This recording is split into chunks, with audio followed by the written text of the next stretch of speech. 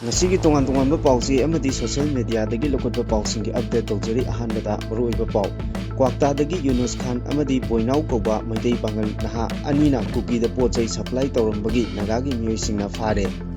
sakangdaba singna nupa ama masagi mayum maktada nongmaina kaptuna halamle mahaki nupibuna thangna yanambadagi soktuna hospital da laikanakre Kakros Janata Party ki khongjangda Education Minister Pham Thadu haiduna mahiroi singna parliament da thomjinkre Parliament ki nongjong mifam ngarangdagi hokre Chief Justice yauna Supreme Court ki Judge Kuntra Mari laidiba asi Kuntra Nepal da hengatnaba bill puthokre Tripura ki DGP Anurag Dhankar suicide tawduna laikhidre Churachandpur da achauba yu sungfam ama combined security force na thugaikre loinana yu sungbada sizinaba polam kaya amasu phagatkre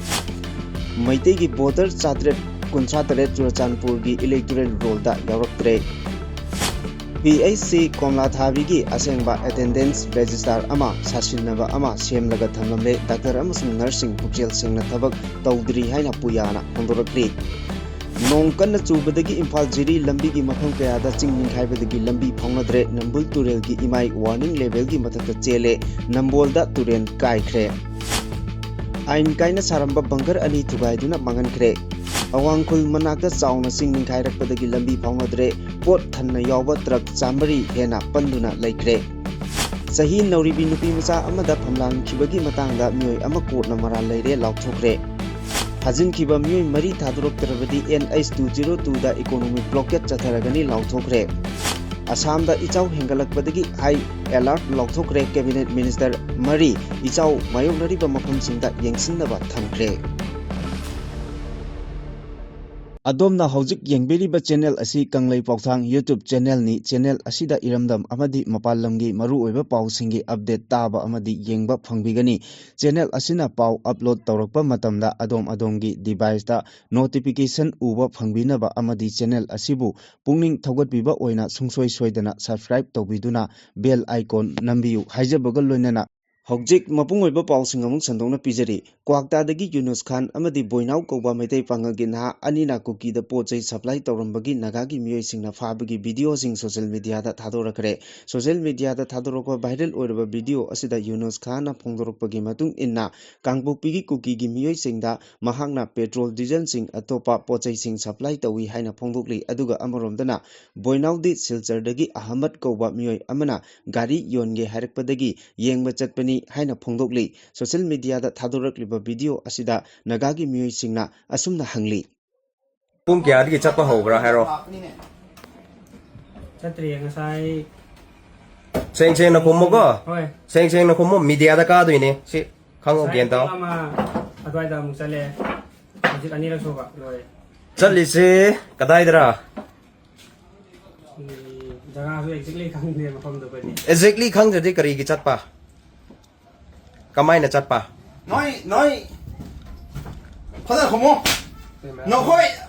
Makha tarakpa pauda Imphal East District ki Irinbung Police Station na konba kairau wangkhe mamang lekai da masak khangdaba khulai paiba singna mioi ama nongmaina kaptuna halamle loinana mahaki loina bibuna thangna yanduna sokhalamle hairi thodok asi haukiba ahing nongyai matung pung ani rom tabada thokibani laikidraba mioi adugi maming ngangkham thambok sahi 85 apokpu laikidraba NG Iboton kawi thangna yalambadagi soklabi loinabi adugi mamingna ngangkham ongbi kaina tombi sahi 92 kawi laikidraba thamboki kokki sarukta nongmaina kaplambadagi kudak laikidabani aduga mahaki loina bina kok ngaksam yauna masagi mafam karada thangna yalambadagi soktuna hojik aruba pibamda langolda leiba sijo hospital da pugatuna laikanaki masigi tungda Rims hospital da puraktuna makataba layeng chathari thagdok asi sakhangdaba khulai paibasing aduna imung adugi mamang thong phakairaga changlaklaba matungda mihat adu chatharamani hari loinana matam aduda masak khangdaba mioi ani aduna laikidraba thambogi machanupa amadi machanupigi kada changlakpada ningai sangdana thorakpadagi law khongduna muknarakpada laikidraba mioi aduda nongmaina kaplaba matung mahaki loina bida thangna yalambani masak khangdaba mioi ani aduna mihat adu chatharamba matamda nong kanna chubada natana mi mayam ama FIFA World Cup ki final match yenglingai tanja loduna nanthokduna chenkhibani thodok asi thokraba tungda Irinbung PS ki team ama lakduna mafam adu yengsilaba matung FIR number 68/7 2026 IBG PSU H103/119/3318 by 32/4 3 BNHN C by 27 arm eki makhada case ama register tawduna thodok asigi matangda thijinba hokre amaromda asi bhaksang adu Imphal East ki additional SP Irinbung police station yauna forensic science ki kangbu ama laktuna yengsilaba matung ayuk lokhatuna Jenims hospital ki Mirel sangda thamkre matungda mihat asi atamnana chatharakpa oigani haina lekai miyamna singnaba fauri thodok asigi matangda hojik kairau wangkhem khulgi miyamgi oiba mifam ama pangthoktuna JAC ama semkre July 12 फावबगी मनुंगदा मिहात पा पुथोक्तरबदी असि भागसांग लौरोय हाइरि Across Janata Party की banner मखादा Delhi की जंतर मंतरदा नुमित कुनगा हुमदोइनी चरा हेनबगी खोंजंग चंगसिलकलिबा all India student association की महिरोय अहुमना था अमरोम चरा हेलकबगी खोंजंग ngarang losingibaga loinana parliament ki nongju mifam ki ahoba numita mahirui singna education minister pham thadu u haiba demand tawduna parliament house tamna changsilakpada police ka chauna muknakre police ki maikei dagi mahirui singda lathi charge tawki tungda CJP gi mihut singna union minister JP Nada unaduna memorandum ama pisinduna union education minister Dhamendra Prasad pham thadu uknaba taksinkre Across Janata Party haina mingthonba political party amagi mingi makhada Delhi की जंतर मंतरदा था अमा हेना चरा हेनबगी खोंजंग चंगसिलकिबा महिरोय अहुमगी खोंजंग लोसिलगनी हाइना AIHA की माइकेदगी लौथोकी चरा हेनबगी खोंजंग चंगसिलकिबा महिरोय गी लुसिंगबा अदुदी नेहा बोरा मनीष कुमार अमदी आमिन अमितोस नुमित कुनगा हुमदोइनी चरा हेलकबगी खोंजंग चंगसिलकिबनी मखोइना चंगसिलकिबा चरा हेनबगी खोंजंग अदु लोइसिनबा ngarang जंतर मंतरदा पार्लियामेंटेरियन मनोज घा Rajaram Singh, Amra Ram Amadi, Dr. Jogendra Jadhav, Advocate Prashan Bhushan, Pena Fesar, Matul Suha Amadi, film actor Sabna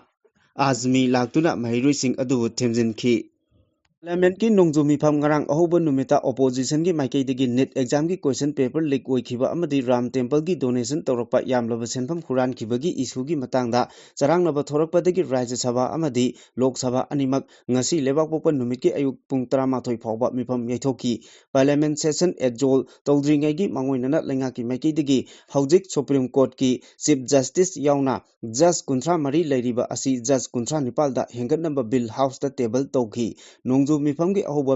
numita upper house ki ayuki session da charangnaba thokpadagi taruklak hanna yaithoki mifam ki ayuki session da nongna khalaba house asigi member sing wasak loba amadi laikhidraba member sing gi mafam da obituary reference piraba matung paper sing hek pu thorakpaga charangnaba thorakpadagi session ngahak kaithoki paper sing table tawraba matungda opposition leader Malik Arjun Kharge na hogatuna NET UG lisingani kuntaruki question paper leak oikhiba thodok aduna lebak asigi mahiroi lak amagi mathakta asuki matik laita handaba phibam ama ohenki haiba wapam hodokladuna issue adugi matangda mahiroi lising kayana ngasi jantra mantra da protest tawbada police na mahiroi singi mathakta lathi charge tawbabu kanna yaningdaba phongdoki lengak asina mahiroi singbu phu chaiduna issue asi nathaina ba honare haina phongdoki chairak aduda opposition members singna same haiba kholau sing house manungda lawbadagi session adu house ki chairman na numit yungba phawba yaithoki ahan ba yaithoklaba matungda nungthilgi pung 12 makai phawba pungkhai ama amuk hana charangnaba thorakpadagi session adu yaithoki humlak suba oina pung 12 minute yangkai phawba yaithokpaga loinana nungthil pung 2 phawba amuk hana yaithoki nungthil pung 12 minute yangkai tabada session adu amuk makha chathanaba penasiding horakpada khongjang changsinba mahirui singbu police na lathi charge tawduna phu chaikibagi mayokda amadi mahirui singi khongjang adubu saugatuna opposition members singna slogan sing lawba horaki masida natana Ayodhya gi Ram Mandir da donation tawrakpa yamlaba senpham huran khibagi issue gi matang dasu opposition members singna slogan kaya lawrakpadagi Rajya Sabha gi chairman na session adu nungthil pung 2 phawba amuk hana yaithoki nungthil pung 2 dagi amuk hana session makha chathanaba thorang tawrakpaga loinana house ki deputy chairman na ningthokaba numita pangthokiba business advisory committee gi mifamna lawkiba warep sing members singda khangan pagal loinana government legislative business ki matam pinaba wafam khangan ki adubu opposition members singna law khongbagi thabak makha tana adumak chathabadagi charangnaba adumak thoki matang aduda havis na house ki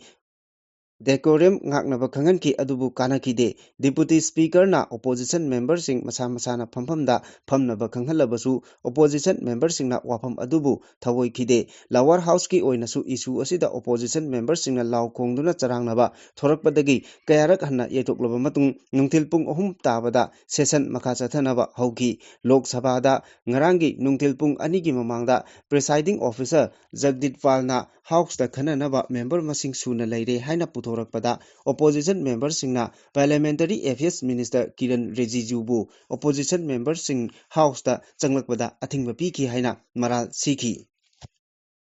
Tripura ki Director General of Police DGP Anurag Dhankar suicide tawduna laikhidre mahaki thawa yaudra haksang Agartala gi JB Hospital da pukre Tripura Police ki khwaidagi makok thongba officer asina khanghauduna laikidaba asina maram oiraga Tripura gi Administrative amasung Law Enforcement Circle da achauba safu ama pikre DGP Anurag Dhankar na laikidabagi pau adu hek tabaga laingak ki makok thongba official kaya ga loinana police personnel kaya hospital jatuna mafam aduda oiriba pibam sing yengsinki officer asi kari maramdagi suicide tawramlibano haiba chapchana hojingmaki khangba ngamdri adum oinamak awangba thaki investigation chathaduna athuba matamda khangdoknaba honari panba yabadi Anurag Dhankar Tripura Kedargi Kumja lising chamapan mariputara mari batch ki IPH officer ne mahak mamang sahigi me thada Tripura gi Director General of Police ki charge puba haurakibani hairi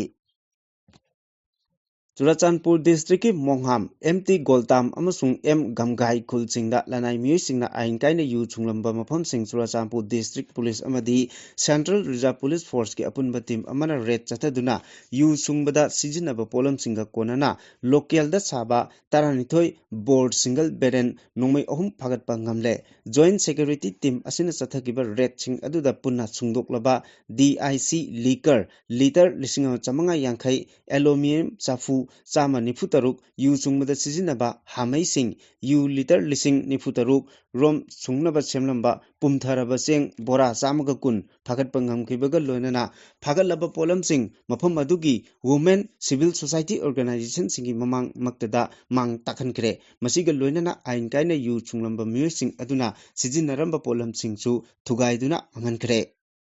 State asigi oina electoral roll gi pangthokiba special intensive revision SIR gi matung inna phongkiba draft electoral roll da 58 Churachandpur Assembly constituency da voter yauna yauramba mioi voter chatret ka kunsa taret yauraktaba thengnare hariba assembly constituency asigi voter list dagi maitei gi voter chatret ka kunsa taret yauraktriba asi SIR tawba matamda constituency asida leitaba yum hongkiba amadi sikhiba singni haina mari lenaba authority singna maram piri hiram asiga mari lenana Churachandpur gi Maitai United Committee CMUC gi convener Naba Ningthaujamna Pause amada phongdorakpada SIR loiraba matungda Churachandpur AC asigi leiramba Maitai voter sing ayamba draft electoral roll da yaurakani haina khalubani adubu ayamba yaurakpa thengnakidre mahangna hai irangna maram oiraga Churachandpur AC asi thadoktuna lanjenaduna relief camp singda leiriba voter singna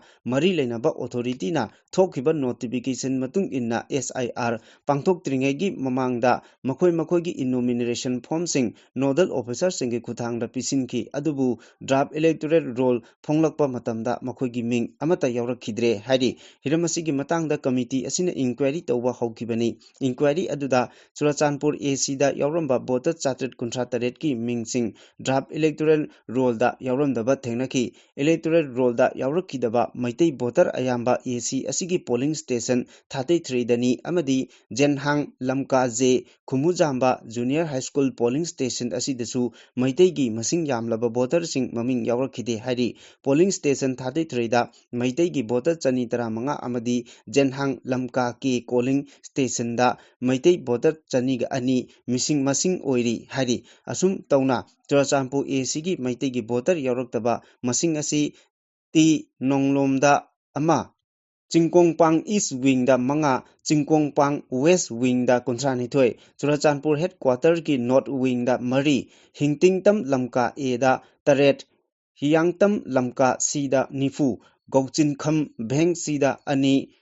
Dorakas Bheng B da ahum Hebron A da ama Zion Bheng da ama Benuam F da ani amadi Benwam C polling station da mari ni hari makatana Mungyang Beng polling station da su maitei gi voter ama Salem Beng A da mari Hilltown B South Wing da taramanga Hilltown C da taratret Jenhang Lamka A da mari Jenhang Lamka B da ahum Jenhang Lamka C da taruk Lamhang D da ahum Rengkai A da amasung Rengkai B polling station da maitei gi voter gi masing sing phongkiba draft electoral roll yaurakhide hari masigi mathakta maitei gi voter masing yauraktaba thengnaba polling station sing maru oina Konpui polling station Nipal Ngathel A da Kunsranithoi Ngathel B da ama Thingkhai Phai A da ama Thingkhang Phai B da Marfunithoi Belnu A da Tramathoi Mata da Kunithoi Mata A polling station da ama Kenan Beng da ahum amasung Jenhang Lamka L polling station da Mapani hari Churachandpur assembly constituency gi manungda Thingkhang Phai Ngathol Khumujamba Maitei Lekai Thengra Lekai Mandap Lekai amadi Khuga Tampak hariba mafamsing asi Maitei chingna namna khundaba mafamsing ni mahana makhatara duna hai nauna fongliba draft electoral roll asida maming yauraktaba maming hapsinbagi damak nung nauna form taruk mention pisinkiba haure adubu laibak thibadi state asigi chief electoral officer haibadi ECO na IDP singi damak SIR da maming yahonnabagi damak akanaba ERO sing thamduna electoral roll da yaunaba honagani haina thajaba pikhrabasu thabak oina onthoraktabada IDP singna waroba phawi amadi kari maramgi damak asuk yamlaba voter sing asi SIR tawba matamda makoi gi maming sing ERO singda pisinkrabasu maming yauruktriba karigino haibasi mari lenaba authority na athubada sengdorakadabani hairi Manipur gi loijing loyada miyamgi ana layengi khudongchaba phanghanaba thamliba layeng sangsingi phibam karam tawribage haina People's United Youth Alliance Puya amasung Foothills Naga Coordinating Committee FNCC ga punna khujamnaduna chatkhiba yengsin khongchat amada Komla Thabigi Primary Health Center di onthokpa phibam amada leiramba thengnare Primary Health Center asida mathau tawriba employees sing lai natraga lakte khangnanabagi damak sijinariba attendance register ngarang nahanda leibadawna ihan hanna puthoraki hariba attendance register aduda employee khuding makna matam chana lakpa aduga matam chana hankibagi khuyek piraga leirami thong aduda singnabadagi kupthana hanglubada atopa attendance register ama puthoraki hariba attendance register adudadi khuyek ningthi nungaina tongnaramkhide khongchat aduda saruk yakiba puya amasung FNCC gi thongmi singna attendance register ani kari maramgi thamlibano haina takatlubada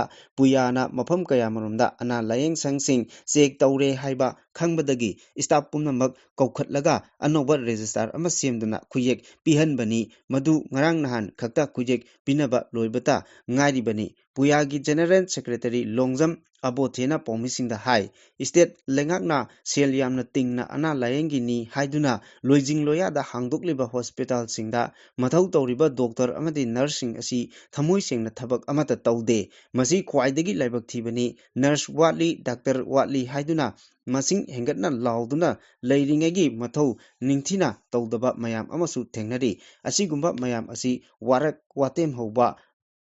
Natrabadi Mari Lainaba authority singda warak watem naba taksilagani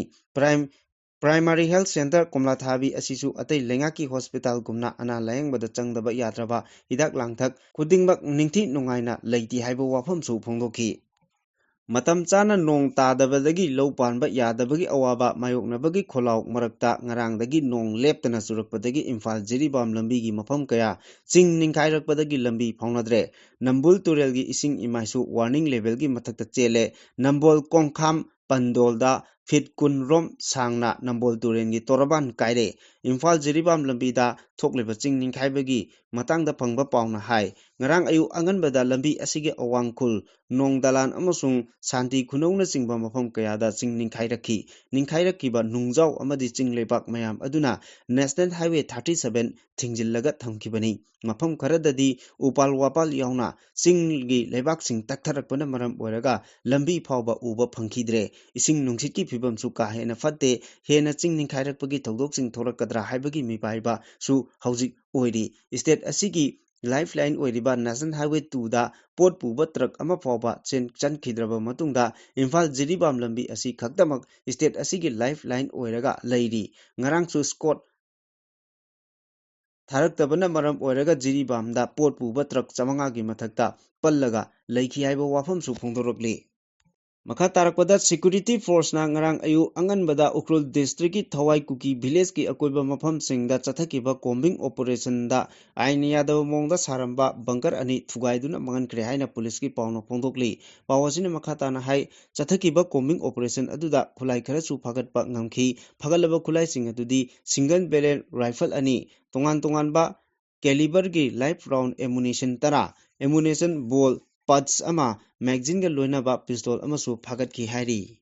Chingning Khairakpagi Makha Taba Pawda National Highway 37 ki paringda leiba None district ki Awangkhul manakta chauna Chingning Khairakpadagi lambi phaunadre Chingning Khairiba mafam adu miyamna nung dolan macha hairaga khangnabani haukiba numit kharani ki mamangdagi leptana nong subana maram oiraga Chingning Khairakpagi thodok adu thokibani chawrakna meter chani rom kintharakpa lebakna nansinduna laikibani nong kanna chuba amadi lechil thabana maram oiraga lambi adu sengdokna ba honabada chauna kudong chadaba mayoknari Chingning Khairi haiba paw phangbadagi National Highway Infra Development Corporation Limited na heavy machinery sizinaduna sengdokpagi thabak chathaba haukre ningkhairiba mafam adu ka hena sangba maramna yamdrabada numit nini romdi changkhiba yai haina panari Chingning Khairiba mafam adu Jiribamdagi kilometer 135 aduga Imphal dagina kilometer 73.3 rom lapna leiba mafamni mahoksagum pot thanna yawba gari sing Imphal tamna changlakpada Chingning Khairakpa aduna maram oiraga chatpa yadabagi phibamda panduna laikre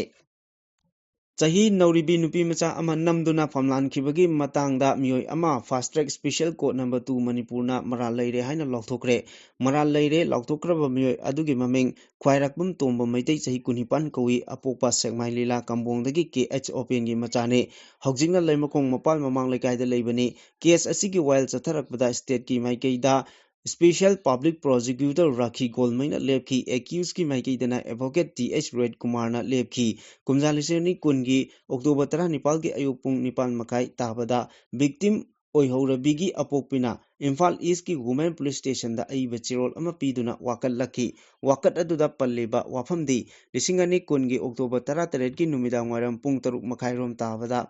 Nupi macha adu mabuk nabaga loinana mapan thokpa nungaite haina khangalakpadagi phinungi hakchang yenglubada masaga mahoksaga manadaba mongda phibam kairamba thengnaki mipairaba mama mapa aduna makhatana hangbada nongpok sekmai lila kambongdagi ka tomba maitei koba mioi amana achapot pijagi haina themlaga manak nakpa yum amada pusinduna phinungi hakchang soki amadi nupi oibigi kai khumnaba mangalamki tha adugi kuntareta sentence hearing pangthoklagani hari Haukiba July 3 ta Ukhrul district ki manung chanba Nongchangkong village ta khulai paiba singne ambush tawduna nifu suba Assam Rifles ki personnel ani hatkiba aduga Nepal na son kiba tawdok aduga mari lainana combined security forces atarakpa operation ki manung channa July 15 da Litan police station ki manung chanba Sarkafung Sikingbung village tagi phakibadu ngasi July 18 gi numidang wairam pung 5 fawbugi manungda condition amate yaudana thadoraktrabadi National Highway 202 Imphal Ukhrul lambida economic blockade chatharagani haina tangkul aje katam nauna Manipur lengakta ultimatum pikre lup asina Manipur lengakta pikhiba ultimatum adugi matung inna ngarang ayuk pung 5 dagi paraga ngasi numidang wairam pung 5 fawbugi manungda makhoi mari adu condition amata yaudana thadokadabani combined force na micham mari asi faraga ambush ki maral sijinduna Porompat police station da phajinduna thamliba asi yaningde maram asina makhoi mari asi hariba matam asigi manungda condition amata yaudana thadoraktrabadi National Highway 202 da matam kaktaba economic blockade chatharagani makhoi mari thadoroktriba pawba khongpham amata handokpa tawroi hari working committee of the Tangkol Naga long nasu phajin kiba mioi mari adu thadoroktabagi mayokta Tangkol Naga village singda makal khudingmaki security operation chathabada thingle haina lokthokrabani ꯍꯧꯈꯤꯕ ꯅꯨꯃꯤꯠ ꯈꯔꯅꯤ ꯑꯁꯤꯗ ꯑꯁꯥꯝꯗ ꯅꯣꯡ ꯂꯦꯞꯇꯅ ꯇꯥꯕꯅ ꯃꯔꯝ ꯑꯣꯏꯔꯒ ꯃꯐꯝ ꯀꯌꯥꯗ ꯏꯁꯤꯡꯒꯤ ꯏꯃꯥꯏ ꯍꯦꯟꯒꯠꯂꯛꯄꯗꯒꯤ ꯍꯥꯏ ꯑꯦꯂꯔꯠ ꯂꯥꯎꯊꯣꯛꯈ꯭ꯔꯦ ꯏꯆꯥꯎ ꯑꯁꯤꯅ ꯈ꯭ꯋꯥꯏꯗꯒꯤ ꯁꯣꯛꯍꯜꯂꯤꯕ ꯑꯄꯔ ꯑꯁꯥꯝꯗ ꯑꯁꯥꯝ ꯒꯚꯔꯟꯃꯦꯟꯠꯀꯤ ꯀꯦꯕꯤꯅꯦꯠ ꯃꯤꯅꯤꯁꯇꯔ 3 ꯗꯤꯄ꯭ꯂꯣꯏ ꯇꯧꯗꯨꯅ ꯏꯆꯥꯎ ꯃꯥꯌꯣꯛꯅꯔꯤꯕ ꯗꯤꯁꯇ꯭ꯔꯤꯛꯁꯤꯡꯗꯒꯤ ꯔꯤꯂꯤꯐ ꯑꯃꯁꯨꯡ ꯔꯦꯁꯀ꯭ꯌꯨ ꯑꯣꯄꯔꯦꯁꯟ ꯌꯥꯎꯅ ꯏꯆꯥꯎꯅ ꯂꯦꯞꯇꯅ ꯈꯨꯗꯣꯡꯊꯤꯕ ꯊꯣꯛꯍꯜꯂꯤꯕ ꯃꯐꯝꯁꯤꯡ ꯑꯗꯨ ꯍꯛꯊꯦꯡꯅꯅ ꯌꯦꯡꯁꯤꯟꯗꯨꯅ ꯃꯊꯧ ꯇꯥꯕ ꯊꯕꯛꯁꯤꯡ ꯄꯥꯏꯈꯠꯅꯕ ꯁꯤꯟꯅꯈ꯭ꯔꯦ ꯏꯆꯥꯎ ꯃꯥꯌꯣꯛꯅꯔꯤꯕ ꯑꯁꯤꯒ ꯃꯔꯤ ꯂꯩꯅꯅ ꯑꯁꯥꯝꯒꯤ ꯆꯤꯐ ꯃꯤꯅꯤꯁꯇꯔ ꯍꯦꯃꯟꯇ ꯕꯤꯁ꯭ꯋꯥ ꯁꯔꯃꯅ ꯍꯥꯏꯈꯤꯕꯗ ꯈꯨꯗꯣꯡꯊꯤꯅꯤꯡꯉꯥꯏ ꯑꯣꯏꯔꯕ ꯑꯄꯔ ꯑꯁꯥꯝ ꯁꯔꯀꯥꯔꯒꯤ ꯀꯦꯕꯤꯅꯦꯠ ꯃꯤꯅꯤꯁꯇꯔ ꯑꯟꯇꯥ ꯅꯤꯌꯣꯛ ꯕꯤꯝꯂꯥ ꯕꯣꯔꯥ ꯀꯣꯁꯥꯐ ꯃꯍꯟꯇ ꯑꯃꯁꯨꯡ ꯁꯨꯁꯥꯟꯇ ꯕ꯭ꯔꯣꯒꯣꯍꯣꯏꯟ ꯗꯤꯄ꯭ꯂꯣꯏ ꯇꯧꯈ꯭ꯔꯦ ꯂꯣꯏꯅꯅ ꯏꯆꯥꯎꯅ ꯑꯋꯥꯕ ꯇꯥꯔꯕ ꯏꯃꯨꯡ ꯈꯨꯗꯤꯡꯃꯛ ꯃꯇꯝ ꯆꯥꯅ ꯃꯇꯦꯡ ꯄꯥꯡꯅꯕ ꯑꯃꯁꯨꯡ ꯔꯤꯂꯤꯐ ꯃꯦꯖꯔꯃꯦꯟꯠꯁꯤꯡ ꯂꯧꯈꯠꯅꯕ ꯈꯪꯍꯟꯈ꯭ꯔꯦ ꯑꯁꯥꯝ ꯒꯚꯔꯟꯃꯦꯟꯠꯀꯤ ꯃꯥꯏꯀꯩꯗꯒꯤ ꯄꯨꯡ 24 ꯆꯨꯞꯅ ꯏꯆꯥꯎꯒꯤ ꯐꯤꯚꯝ ꯌꯦꯡꯁꯤꯟꯅꯕ ꯑꯃꯁꯨꯡ ꯃꯤꯌꯥꯝꯒꯤ ꯄꯨꯟꯁꯤ ꯀꯟꯅꯕ ꯈꯣꯡꯊꯥꯡꯁꯤꯡ ꯂꯧꯈꯠꯂꯦ ꯁ꯭ꯇꯦꯠ ꯒꯚꯔꯟꯃꯦꯟꯠꯀꯤ ꯃꯥꯏꯀꯩꯗꯒꯤ ꯔꯦꯁꯀ꯭ꯌꯨ ꯑꯃꯁꯨꯡ ꯑꯦꯚꯥꯂꯨꯑꯦꯁꯟ ꯃꯇꯦꯡ ꯄꯥꯡꯅꯕꯒꯤꯗꯃꯛꯇ ꯑꯥꯔꯃꯤ ꯑꯃꯁꯨꯡ ꯏꯟꯗꯤꯌꯟ ꯑꯦꯌꯔ ꯐꯣꯔꯁꯇ ꯈꯪꯍꯟꯕ ꯂꯩꯈ꯭ꯔꯦ ꯏꯟꯗꯤꯌꯟ ꯑꯦꯌꯔ ꯐꯣꯔꯁꯀꯤ ꯀꯥꯡꯕꯨꯁꯨ ꯔꯦꯁꯀ꯭ꯌꯨ ꯑꯃꯁꯨꯡ ꯑꯦꯚꯥꯀ꯭ꯌꯨꯑꯦꯁꯟꯒꯤ ꯊꯕꯛꯁꯤꯡ ꯃꯊꯧ ꯇꯥꯔꯛꯄꯒ ꯃꯇꯦꯡ ꯄꯥꯡꯅꯕ ꯁ꯭ꯇꯦꯟꯕꯥꯏꯗ ꯂꯩꯔꯤ ꯒꯚꯔꯟꯃꯦꯟꯠꯀꯤ ꯃꯥꯏꯀꯩꯗꯒꯤ ꯏꯆꯥꯎꯅ ꯑꯋꯥꯕ ꯇꯥꯔꯕꯁꯤꯡꯗ ꯆꯞ ꯆꯥꯅ ꯃꯇꯦꯡ ꯄꯥꯡꯒꯅꯤ ꯍꯥꯏꯔꯤ ꯑꯃꯔꯣꯝꯗ ꯑꯄꯔ ꯑꯁꯥꯝꯗ ꯏꯆꯥꯎ ꯑꯁꯤ ꯈꯨꯗꯣꯡꯊꯤꯅꯤꯡꯉꯥꯏ ꯑꯣꯏꯔꯛꯄꯗꯒꯤ ꯔꯦꯜꯋꯦ ꯁ꯭ꯇꯦꯁꯟꯁꯤꯡꯗ ꯇ꯭ꯔꯦꯟ ꯁꯔꯚꯤꯁ ꯂꯦꯞꯈ꯭ꯔꯦ ꯗꯤꯡꯒꯣ ꯔꯤꯚꯔꯒꯤ ꯏꯃꯥꯏ ꯀꯥ ꯍꯦꯟꯅ ꯋꯥꯡꯈꯠꯂꯛꯇꯨꯅ ꯔꯦꯜꯋꯦ ꯇ꯭ꯔꯦꯛꯁꯤꯡ ꯏꯁꯤꯡ ꯊꯨꯝꯖꯤꯟꯈꯤꯕ ꯌꯥꯎꯅ ꯁꯤꯂꯤꯒꯨꯔꯤꯒꯤ ꯔꯦꯜꯋꯦ ꯁ꯭ꯇꯦꯁꯟꯒꯤ ꯏꯟꯐ꯭ꯔꯥꯁ꯭ꯇ꯭ꯔꯛꯆꯔ ꯑꯌꯥꯝꯕ ꯏꯁꯤꯡꯅ ꯊꯨꯝꯖꯤꯟꯈ꯭ꯔꯦ ꯏꯁꯤꯡ ꯏꯆꯥꯎ ꯑꯁꯤꯅ ꯃꯔꯤ ꯂꯩꯅꯅ ꯅꯣꯔꯊ ꯏꯁꯠ ꯐ꯭ꯔꯟꯇꯤꯌꯔ ꯔꯦꯜꯋꯦꯒꯤ ꯃꯥꯏꯀꯩꯗꯒꯤ ꯐꯣꯡꯗꯣꯛꯈꯤꯕꯗ ꯄꯦꯁꯦꯟꯖꯔꯁꯤꯡ ꯑꯁꯣꯏ ꯑꯉꯥꯝ ꯊꯣꯛꯇꯅꯕꯒꯤꯗꯃꯛꯇ ꯔꯦꯜꯋꯦ ꯑꯣꯊꯣꯔꯤꯇꯤꯒꯤ ꯃꯥꯏꯀꯩꯗꯒꯤ ꯁꯤꯝꯂꯥꯒꯨꯔꯤ ꯅꯦꯝꯇꯤꯌꯥꯂꯤ ꯑꯃꯗꯤ ꯁꯤꯝꯂꯥꯒꯨꯔꯤ ꯆꯦꯂꯦꯟꯍꯟꯇꯥ ꯁꯦꯛꯁꯟꯗ ꯈꯨꯗꯛꯇꯒꯤ ꯇ꯭ꯔꯦꯟ ꯁꯔꯚꯤꯁ ꯁꯁꯄꯦꯟ ꯇꯧꯈ꯭ꯔꯦ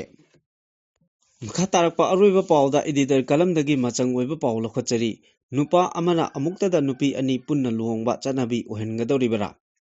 ꯃꯥꯂꯦꯝꯒꯤ ꯐꯨꯔꯨꯞꯁꯤꯡꯒꯤ ꯃꯅꯨꯡꯗ ꯀꯪꯂꯩꯄꯥꯛ ꯃꯅꯤꯄꯨꯔꯒꯤ ꯌꯦꯛ ꯁꯂꯥꯏ ꯂꯩꯕ ꯌꯦꯜꯂꯣ ꯐꯨꯔꯨꯞꯀꯤ ꯍꯥꯏꯕꯗꯤ ꯆꯤꯡꯃꯤ ꯇꯝꯃꯤ ꯃꯩꯇꯩꯒꯤ ꯑꯣꯏꯅ ꯇꯣꯞ ꯇꯣꯞꯄ ꯂꯩꯁꯦꯝꯂꯣꯟ ꯈꯨꯟꯊꯣꯛꯂꯣꯟꯗꯒꯤ ꯍꯧꯔꯒ ꯂꯣꯟ ꯃꯌꯦꯛ ꯑꯃꯗꯤ ꯅꯥꯠꯀꯤ ꯆꯠꯅꯕꯤ ꯊꯧꯔꯝꯁꯤꯡ ꯑꯃꯠꯇ ꯋꯥꯠꯇꯅ ꯂꯩꯖꯩ ꯌꯦꯜꯂꯣꯡꯃꯤꯁꯤꯡꯅ ꯃꯈꯣꯏꯒꯤ ꯂꯥꯏ ꯍꯥꯛꯇꯛꯇꯒꯤ ꯃꯩꯅ ꯋꯥꯏ ꯇꯥꯡꯅ ꯁꯝ ꯉꯥꯛꯅ ꯆꯠꯅꯔꯛꯈꯤꯕ ꯅꯥꯠꯀꯤ ꯆꯠꯅꯕꯤ ꯂꯥꯏꯅꯤꯡ ꯂꯥꯏꯁꯣꯟ ꯄꯣꯛꯄꯗꯒꯤ ꯁꯤꯕ ꯐꯥꯎꯕꯒꯤ ꯆꯠꯅꯔꯣꯜ ꯊꯧꯔꯝꯁꯤꯡ ꯂꯩꯖꯔꯕꯁꯨ ꯏꯪ ꯀꯨꯝꯖꯥ 1907 ꯃꯇꯝꯗꯒꯤ ꯃꯄꯥꯟ ꯂꯝꯗꯒꯤ ꯅꯣꯡꯂꯩ ꯅꯨꯡꯁꯤꯠꯀꯨꯝꯅ ꯍꯨꯝꯖꯤꯜꯂꯛꯈꯤꯕ ꯃꯤꯔꯝꯒꯤ ꯆꯠꯅꯕꯤꯅ ꯌꯣꯠꯁꯤꯟꯅꯕ ꯍꯣꯠꯅꯔꯛꯈꯤꯕꯒꯤ ꯋꯥꯊꯣꯛ ꯂꯥꯟꯊꯣꯛꯁꯤꯡ ꯃꯥꯌꯣꯛꯅꯕ ꯂꯩꯈ꯭ꯔꯕꯁꯨ ꯀꯪꯂꯩꯄꯥꯛ ꯃꯅꯤꯄꯨꯔꯒꯤ ꯌꯦꯜꯂꯣꯡꯃꯤꯁꯤꯡꯒꯤ ꯆꯠꯅꯕꯤ ꯌꯣꯠꯁꯤꯟꯕ ꯉꯝꯈꯤꯗꯦ ꯏꯪ 1907 ꯃꯇꯝꯗ ꯄꯥꯟꯈꯤꯕ ꯅꯤꯡꯊꯧ ꯄꯥꯝꯍꯩꯕꯒꯤ ꯃꯇꯝꯗꯒꯤ ꯃꯊꯪ ꯄꯥꯜꯂꯛꯈꯤꯕ ꯅꯤꯡꯊꯧꯁꯤꯡꯅ ꯃꯄꯥ ꯅꯥꯠ ꯃꯄꯨ ꯅꯥꯠꯀꯤ ꯆꯠꯅꯔꯣꯜꯒꯤ ꯃꯍꯨꯠ ꯃꯤꯔꯝꯒꯤ ꯆꯠꯅꯕꯤ ꯂꯥꯏꯅꯤꯡ ꯃꯔꯨꯑꯣꯏꯅ ꯒꯧꯔ ꯙꯔꯃ ꯅꯠꯇ꯭ꯔꯒ ꯍꯤꯟꯗꯨ ꯂꯥꯏꯅꯤꯡꯅ ꯃꯍꯨꯠ ꯁꯤꯟꯕ ꯅꯝꯐꯨ ꯍꯥꯐꯨ ꯌꯥꯎꯅ ꯆꯠꯅꯔꯛꯈꯤꯕ ꯑꯗꯨꯅ ꯃꯔꯝ ꯑꯣꯏꯔꯒ ꯆꯠꯅꯕꯤꯗꯒꯤ ꯃꯔꯤꯡ ꯃꯔꯥꯡꯕ ꯂꯩꯔꯛꯈꯤꯗꯕ ꯅꯠꯇꯦ ꯑꯗꯨꯕꯨ ꯉꯁꯤꯒꯤ ꯃꯤꯔꯣꯜꯅ ꯅꯥꯠꯀꯤ ꯆꯠꯅꯕꯤ ꯊꯧꯔꯝꯁꯤꯡꯒꯤ ꯋꯥꯡꯃꯗ ꯀꯥ ꯍꯦꯟꯕ ꯊꯕꯛ ꯊꯧꯔꯝꯁꯤꯡ ꯍꯥꯞꯆꯤꯟꯕ ꯈꯨꯗꯝ ꯑꯣꯏꯅ ꯂꯨꯍꯣꯡꯕꯒꯤ ꯊꯧꯔꯝꯗ ꯌꯥꯝꯂꯕ ꯁꯦꯟꯐꯝ ꯊꯥꯗꯗꯨꯅ ꯐꯤꯖꯪ ꯈꯟꯕ ꯂꯩ ꯄꯔꯦꯡ ꯀꯨꯟꯗꯣꯒꯤ ꯃꯍꯨꯠ ꯁꯅꯥꯒꯤ ꯂꯤꯛꯅ ꯃꯍꯨꯠ ꯁꯤꯜꯂꯛꯄ ꯀꯦꯛ ꯀꯛꯄ ꯏꯟꯅꯕ ꯂꯨꯍꯣꯡꯐꯝ ꯁꯨꯃꯥꯡꯒꯤ ꯎꯔꯨꯝ ꯄꯥꯈꯟꯒꯤ ꯃꯌꯥꯏꯗ ꯖꯒꯣꯏ ꯁꯥꯕ ꯀꯥ ꯍꯦꯟꯕ ꯁꯦꯜ ꯊꯥꯗꯕꯅꯆꯤꯡꯕ ꯌꯥꯔꯣꯏ ꯇꯧꯕꯤꯒꯅꯨ ꯍꯥꯏꯕꯒꯤ ꯑꯀꯟꯕ ꯈꯣꯜꯂꯥꯎ ꯂꯥꯎꯔꯤꯕ ꯑꯁꯤ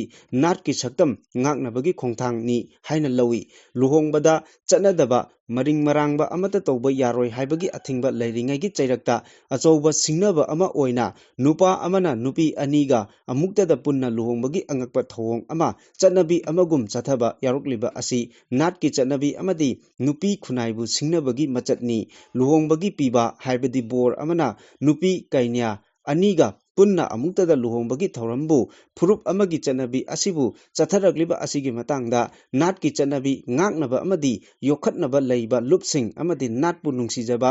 ꯃꯤꯌꯥꯝꯒꯤ ꯃꯥꯏꯀꯩꯗꯒꯤ ꯇꯨꯃꯤꯟꯅ ꯀꯨꯝꯍꯩꯒꯨꯝꯅ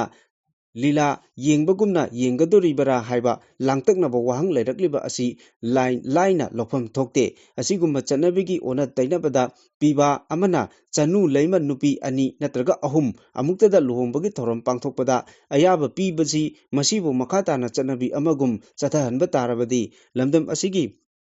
ꯇꯨꯡꯒꯤ ꯌꯨꯝꯕꯤꯔꯦꯜ ꯑꯣꯏꯔꯛꯀꯗꯧꯔꯤꯕ ꯅꯨꯄꯥ ꯃꯆꯥ ꯑꯃꯁꯨꯡ ꯅꯨꯄꯤ ꯃꯆꯥꯁꯤꯡꯒꯤ ꯃꯆꯠ ꯍꯥꯏꯕꯗꯤ ꯃꯣꯔꯦꯜ ꯀꯦꯔꯦꯛꯇꯔ ꯂꯩꯈꯥ ꯇꯥꯔꯛꯅꯕꯒꯤ ꯃꯔꯝ ꯑꯣꯏꯔꯛꯀꯅꯤ ꯅꯨꯄꯥ ꯑꯃꯅ ꯅꯨꯄꯤ ꯑꯅꯤꯒ ꯑꯃꯨꯛꯇꯗ ꯂꯨꯍꯣꯡꯕ ꯑꯗꯨꯒꯤ ꯃꯔꯥꯜ ꯅꯨꯄꯥ ꯅꯠꯇ꯭ꯔꯒ ꯅꯨꯄꯤꯁꯤꯡ ꯑꯗꯨꯒꯤ ꯃꯔꯥꯜ ꯑꯣꯏꯒꯗꯧꯔꯤꯕꯔꯥ ꯃꯩꯇꯩ ꯈꯨꯟꯅꯥꯏꯒꯤ ꯆꯠꯅꯕꯤ ꯑꯃꯗꯤ ꯃꯤꯌꯥꯝꯕꯨ ꯀꯔꯤꯁꯨ ꯂꯩꯇꯅ ꯂꯧꯗꯨꯅ ꯁꯦꯜ ꯄꯥꯏꯔꯕꯅꯤ ꯇꯧꯕ ꯉꯝꯂꯕꯅꯤ ꯍꯥꯏꯕꯒꯤ ꯃꯑꯣꯡꯗ ꯃꯤꯌꯥꯝꯒꯤ ꯃꯔꯛꯇꯒꯤ ꯃꯥꯒꯤ ꯑꯅꯤꯡꯕ ꯑꯃꯗꯤ ꯑꯄꯥꯝꯕꯗ ꯆꯠꯊꯅꯔꯛꯄ ꯇꯥꯔꯕꯗꯤ ꯐꯨꯔꯨꯞ ꯑꯃꯒꯤ ꯅꯥꯠꯀꯤ ꯁꯛꯇꯝ ꯉꯥꯛꯄ ꯉꯝꯗꯕꯗꯒꯤ ꯐꯨꯔꯨꯞ ꯑꯁꯤ ꯂꯩꯈꯥ ꯇꯥꯅ ꯃꯥꯡꯈꯤꯅꯕꯒꯤ ꯃꯔꯝ ꯑꯣꯏꯔꯛꯀꯅꯤ ꯐꯨꯔꯨꯞꯀꯤ ꯆꯠꯅꯕꯤꯗ ꯁꯤꯡꯅꯕ ꯑꯃꯗꯤ ꯊꯨꯒꯥꯏꯅꯕ ꯍꯣꯠꯅꯕꯁꯤꯡ ꯃꯇꯝ ꯆꯥꯅ ꯂꯥꯛꯁꯤꯟꯅꯕ ꯍꯣꯠꯅꯕ ꯆꯨꯝꯃꯤ ꯃꯇꯝ ꯈꯔꯒꯤ ꯃꯃꯥꯡꯗ ꯅꯨꯄꯥꯅ ꯅꯨꯄꯤ ꯑꯅꯤ ꯆꯦꯟꯕ ꯆꯣꯡꯕꯗ ꯑꯍꯛꯄ ꯆꯩꯔꯥꯛ ꯄꯤꯈꯤꯕꯒꯤ ꯋꯥꯊꯣꯛ ꯂꯩꯈꯤꯗꯕ ꯅꯠꯇꯦ ꯂꯣꯏꯅꯅ ꯅꯨꯄꯤꯗ ꯌꯣꯠꯆꯩ ꯀꯟꯕꯒꯤ ꯆꯩꯔꯥꯛ ꯄꯤꯕꯒꯤ ꯋꯥꯊꯣꯛꯀꯤ ꯆꯩꯔꯛꯇ ꯅꯨꯄꯤ ꯑꯅꯤ ꯄꯨꯟꯅ ꯆꯦꯟꯕ ꯑꯃꯗꯤ ꯂꯨꯍꯣꯡꯕꯒꯤ ꯊꯧꯑꯣꯡ ꯆꯠꯊꯔꯛꯂꯤꯕ ꯑꯁꯤ ꯃꯔꯥꯜ ꯂꯩꯇꯦ ꯍꯥꯏꯅ ꯂꯧꯒꯗꯧꯔꯤꯕꯔꯥ ꯍꯥꯏꯕ ꯑꯁꯤꯅꯤ ꯃꯅꯤꯄꯨꯔ ꯍꯟꯗꯛ ꯃꯔꯛ ꯅꯨꯄꯥ ꯑꯃꯅ ꯅꯨꯄꯤ ꯑꯅꯤꯒ ꯑꯃꯨꯛꯇꯗ ꯄꯨꯟꯅ ꯂꯨꯍꯣꯡꯕꯒꯤ ꯊꯧꯑꯣꯡ ꯆꯠꯊꯔꯛꯂꯤꯕ ꯑꯁꯤ ꯅꯥꯠꯀꯤ ꯆꯠꯅꯕꯤꯒꯤ ꯑꯣꯟꯅ ꯇꯩꯅꯕꯅꯤ ꯃꯤꯌꯥꯝ ꯑꯃꯗꯤ ꯅꯨꯄꯤ ꯈꯨꯟꯅꯥꯏꯕꯨ ꯁꯤꯡꯅꯕꯅꯤ ꯍꯥꯏꯅ ꯂꯧꯔꯣꯏꯗꯕꯒꯤ ꯃꯔꯝ ꯂꯩꯕ꯭ꯔꯥ